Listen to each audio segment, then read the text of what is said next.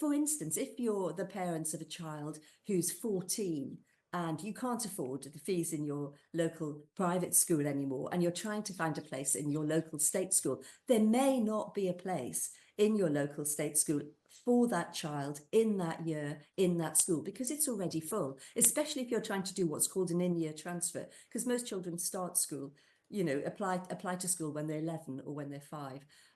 So the problem is there are enough places across the country, but they may not all be in the right schools, in the right places at the right time. And that's, I think, what parents are particularly worried about. Where is the planning for this?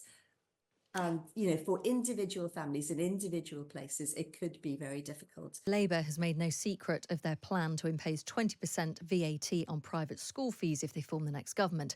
But what are the implications for the state sector? Let's speak to Sian Griffiths, who's the Sunday Times education editor. Morning, Sian. Morning, Chloe. Have you got a sense of how many inquiries local authorities are getting about children who are currently in private schools who need now a place in state schools? Yeah, local authorities are being swamped at the moment with inquiries from parents whose children are at private schools.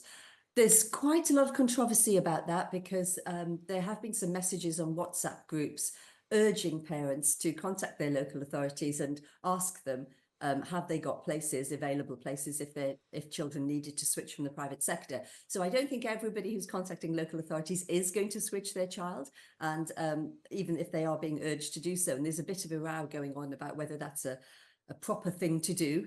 But most of the local authorities that are being contacted are saying that actually at the moment they haven't done any planning to try and accommodate any influx of pupils from the private sector. And I think that is worrying because if Labour wins the election, they have said they're going to bring this policy in as a priority. It's one of their key manifesto pledges, could be in place even as early as April 2025, more likely September 2025, but that's not very far away.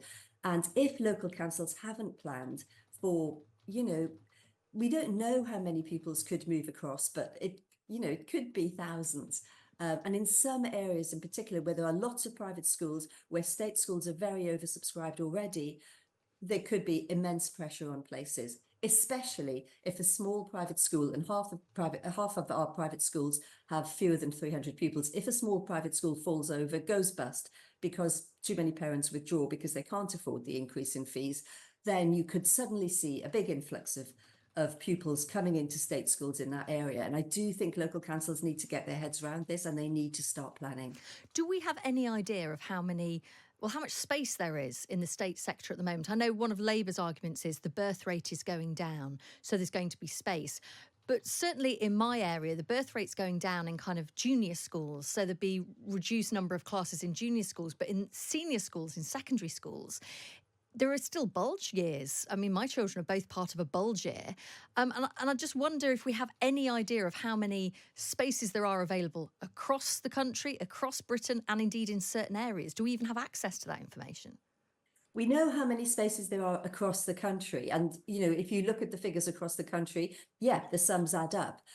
We have got, a falling birth rate. So that does mean there will be fewer children coming through to state schools. But you're right. I spoke to the head of the National Governors Association yesterday, and she said, look, the problem is, as you say, Chloe, the bulge at the moment is in the junior schools. It hasn't fed through into the secondary schools. And in some parts of the country, you can think of Surrey as a really good example where there could well be big pressure on school places because it has a lot of oversubscribed schools and it has a lot of private schools.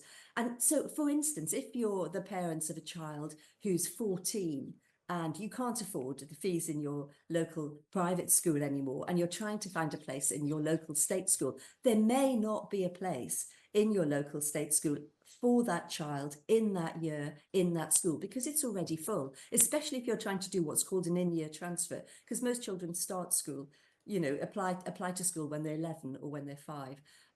So the problem is there are enough places across the country, but they may not all be in the right schools, in the right places at the right time. And that's, I think, what parents are particularly worried about. Where is the planning for this? And, for individual families in individual places, it could be very difficult. And for state schools too, because at the moment, again, this is the National Governors Association. They've done a big survey of their schools, 3,000 responses.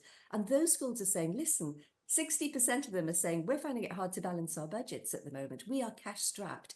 We cannot afford to take in, extra pupils with all the, extra funding that we will need to support them. And one of the key pressure points are children with special educational needs, because there are lots of them in the independent sector. There are more than 100,000 children with special educational needs in our private schools. And we know that many state schools struggle to find the resources, the additional teaching that some of these children need to succeed.